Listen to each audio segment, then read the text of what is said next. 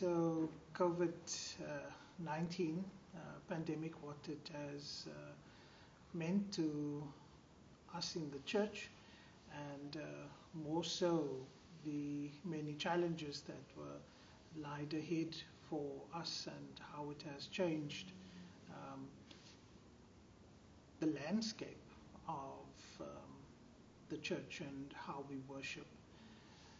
COVID has had an effect on many of our people, uh, more so on the life of the church, but also a major effect on how the church had to worship. And so we had to look at new ways, innovative ways of worshiping together. And as we are called theologically to come together in public worship, as the scriptures reminds us of that as well. Although Jesus' ministry was on the road, whichever town he went to, he was able to go into the house of God to worship and to teach the people. And so we had to look at new ways. This is what COVID has done, has forced our hand as the church, and we were challenged to look at innovative ways of still holding our people together spiritually.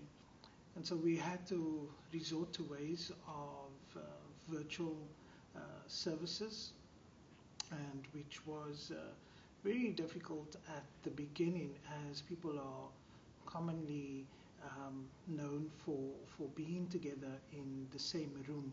But here in the virtual space, you had to do prayers completely on your own with your families, where you had to virtually share the space with those who you usually come together with to do that.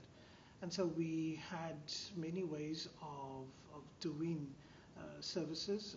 One of the ways, a virtual space, was that we used the WhatsApp group platform as in to provide services to our parishioners. We would do live stream via Facebook, posting our services on YouTube as well. But we were also challenged to look at ways of how we come and celebrate this wonderful sacrament which we call Holy Communion, how we had to do that in innovative ways, and the whole theological aspect around virtual consecration of the bread and the wine.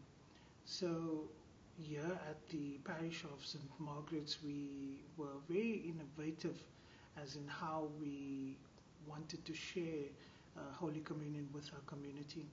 And one of those things were through the Eucharist car park services. And so what would happen is that the parishioners would listen to the service on a virtual platform, mostly via WhatsApp, and then they would hop into their cars and drive down to the church, and they would come into the car park, as you know, like you go to a food outlet like a McDonald's or KFC, those, and they have their drive-throughs, and so you go from window to window. And so they would drive up, and they would then stop by the priest first, who would then give them consecrated bread and wine, which was put into tubs, and obviously with regards to adhering to the protocols of COVID-19 in sanitizing our hands, and also in how we prepared the bread and the wine, and when we consecrated that, and so adhering to all of those protocols as well. And so you would stop there first, and you would then consume it in the presence of the priest. You would receive a blessing, and as you drive out, you would stop and you would throw your containers into a water bowl with sanitizer in there as well, and then you would be off on your way. Some people also had the opportunity to drop off their pledge forms, the offertories as well, and so through monetary. And so it was wonderful for us to be innovative and to look at new ways of still holding the community together spiritually. And so it has been a challenge. One of the things I think is that, that what this has created, or what could possibly create it, is what we call Christian consumerism, where you were able to shop online, and so you don't have to virtually join your specific parish's worship service, but you, by a click of a button, you could join any particular parish service anywhere in the world. And so, that has been, would be one of the challenges as well from a virtual aspect and worshiping together. And so I think that, especially as far as our worship is concerned, we are going to struggle to get people back to church, and that is going to be a big challenge for many of us. And so how people have become accustomed to worshiping in their own space, and how do you get people back into the church. And so, when the restrictions was lifted with people to finally come back to church, it has been a challenge. People haven't been flocking back to church. But so we've been holding in-person services, and then obviously also we would continue with virtual services as well. And so that's where we find ourselves in the way we have to worship and be creative and innovative in the life of the church at this present moment. And so, as I would say, as a church, you have to move with the times and what we have to do at this very present moment. One of the other things in the life of the church was also that people were losing their jobs. Many of our parishes, especially in our diocese, also Dana Bay, are situated in a lot of areas where unemployment are high and poverty is high and crime is high. And so there was this need of people being fed, especially during the hard lockdown, people being fed, people being assisted in whichever way it was possible. And so what we did here at our specific parish was that we went on this drive, and with regards to food parcels and the soup kitchen, which is an existing thing in our parish at the moment, we would feed those who are hungry at least once a week, where we would have out in the front of a day hospital down here in Paro, where anybody could come and they would be fed through this particular service. With regards to how difficult it was, many people have lost their jobs, and as a parish of St. Margaret's, we financially we were stable. People were still giving very generously during the time of lockdown, and we supported other parishes as well, like the parish of St.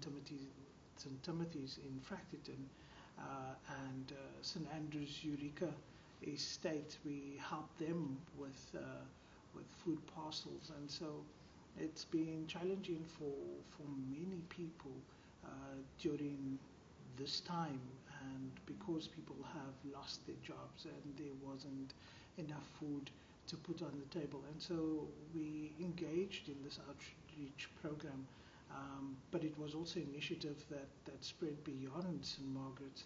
It was in the life of the church on a whole. And so we continue to hold people in prayer, but also to assist people. In our very own parish, we also created what we call the CF19 fund which was due to this COVID, and so people could contribute to this particular fund, and so we would use that to make up food parcels, to purchase food parcels, or data that was needed for those who wanted to follow our services virtually, to our young people as well in terms of schooling and that, online schooling and that. And so that fund was there to provide and help people as well. And as we reminded in the Gospels that, Jesus, fed the 5,000 with the bread and the fish. And so as a church, we are called to see to the needs of others, to see to the needs of our communities, and especially during this very, very difficult time. And so we embrace our people, we hold our people in our hearts, and we continue to do as much as we can as the church, and to help people, whether it may be through outreach programs, but it's what we are called. And one of our mission statements as a parish, a church without walls, and so we reach out into our communities to help those in need.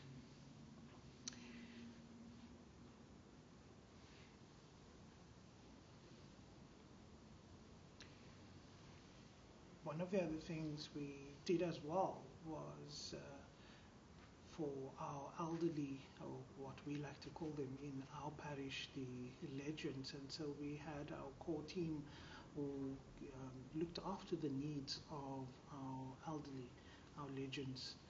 So they were also provided with food parcels and a little pavement visit, and checking in with them and holding them during this time, because it has affected many of them emotionally and psychologically, and especially when they are used to being together and coming together regularly, at least twice a month, just to fellowship together. And so that form of support and that need that was given to our legends, our elderly people.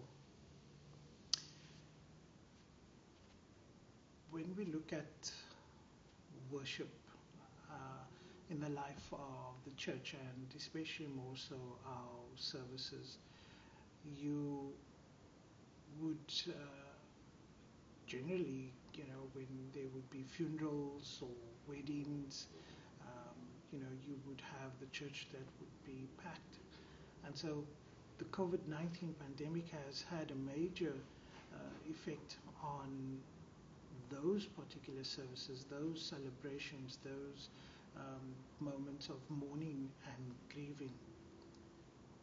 With regards to funeral services, it has been really challenging, and as a priest, it's been difficult when people have lost loved ones, and especially to the pandemic, and if they have died from COVID. And so it has been a difficult one to minister to the family during that grieving process.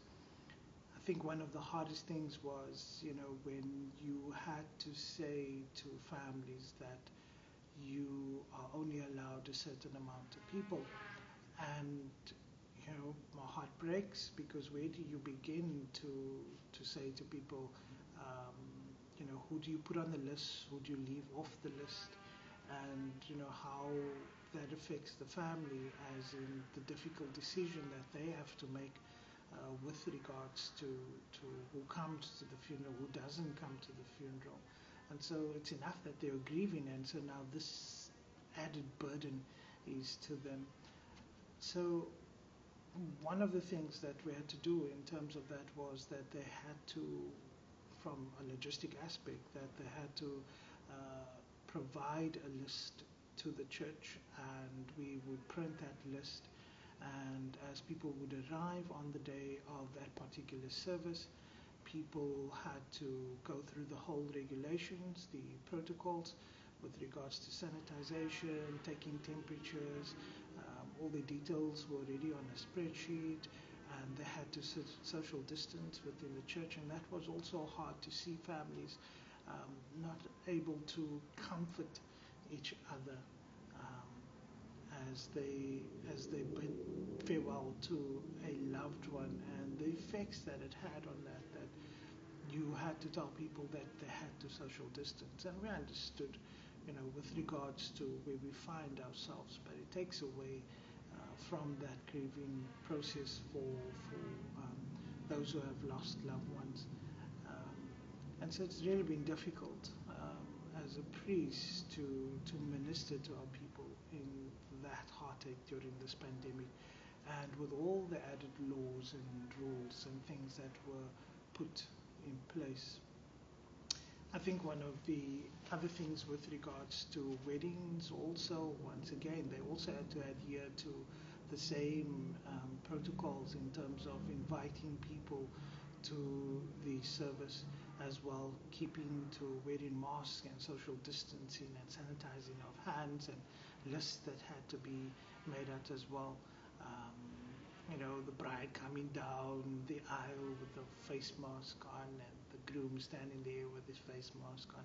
And I'm sure that many people have not imagined or pictured the wedding day being like this, and so that has also taken a toll on the bride and the groom as well.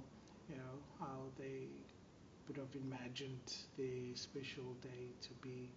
Um, and so, it has been difficult. It has been challenging for our people who mourn at funeral services, for our people who celebrate at wedding services as well, and any other form of service as well, which we still had to adhere to all the social distancing. Where we were not allowed to make physical contact with people by hugging and shaking hands and taking away all of that. But we understand the nature of this pandemic, and that we have to try and keep our people safe at all cost. Um,